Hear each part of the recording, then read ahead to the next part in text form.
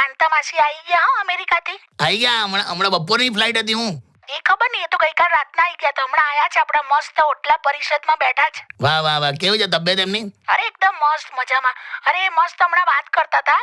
હા એમની દીકરી હંસા અને જમાઈ ચેતન ખરો ને, હા, ત્યાં જ ગયેલા ને એ હા, તે કહેતા હતા કે એમનો એટલો મોટો બંગલો છે અમેરિકામાં, એવું જોયેલી. અને એટલું બધું આ લોકો ઇન્ડિપેન્ડન્ટ છે કે બાથરૂમ ખરું ને, હા, તો આ હંસા અને ચેતન બંને માટે નળ પણ અલગ અલગ છે. નળ અલગ અલગ રાખ્યા છે એવું? તો હંસાનો H છે અને ચેતનનો C. બે એ એચ વોટર નું હોય ને સી એટલે કોલ્ડલી.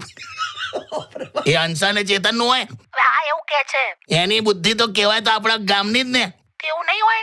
ના જ હોય ને, હોટ અને કોલ્ડ છે. હવે હંસા ને કે ચેતન નું નહીં. તું આ તમારું આ ઓટલા વાળું જ્ઞાન છે ને બહાર ફેલાવીશ નહીં ખાલી. સારું હવે એચ અને સી માં હંસા ચેતન કાઢ્યું. કઈ નહીં કાકા. ચાલ હવે તું ત્યાં બહુ બેસી ના રહીશ. અરે બધી મસ્ત માહોલ મસ્ત જામ્યો છે. પાછું હું જમાવટ કરી. આ લોકો બધા એવું કહેવા માંગે છે કે અત્યારે છે ને ગરમીમાં હા, પાકિસ્તાનનું પાણી બંધ કરી દેવાનું અને ચોમાસું ચાલુ થાય ને એટલે છોડી દેવાનું. એમ તે એમને એમ કશું કર્યા વગર બરબાદ થઈ જશે. સરસ. તમે બધા એટલે જવાના છો LOC પર આવું બધું કરવા? ના, એવું નક્કી નથી થયું. તો રક્ષામંત્રીને કીધું, વાત કરી? એવો નંબર ક્યાંથી મળે?